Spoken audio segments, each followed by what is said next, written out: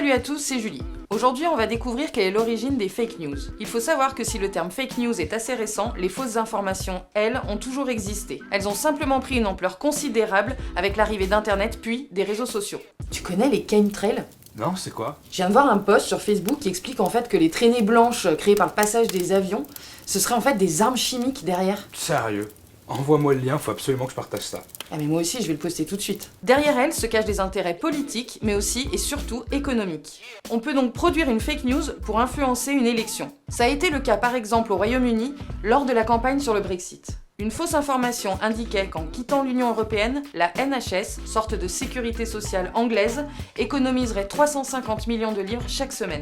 L'info était même affichée sur les bus de campagne de Boris Johnson, candidat pro-Brexit, alors qu'elle était totalement fausse. Derrière les fake news se cachent aussi des intérêts financiers.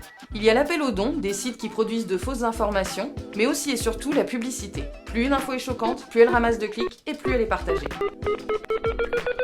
Ce trafic-là se monétise, et grâce à la publicité dispatchée par des algorithmes, c'est le jackpot pour ceux qui se cachent derrière ces sites.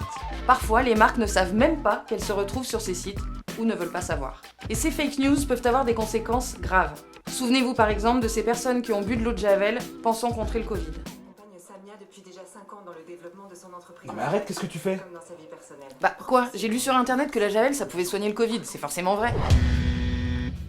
Au-delà de ces effets désastreux, il faut savoir que l'argent qui va à ces sites, c'est de l'argent qui ne va pas aux médias sérieux. C'est déjà la fin de cet épisode, ne manquez pas le prochain. On vous donnera des astuces pour repérer ces fake news. Je vous dis à la prochaine et en attendant, abonnez-vous.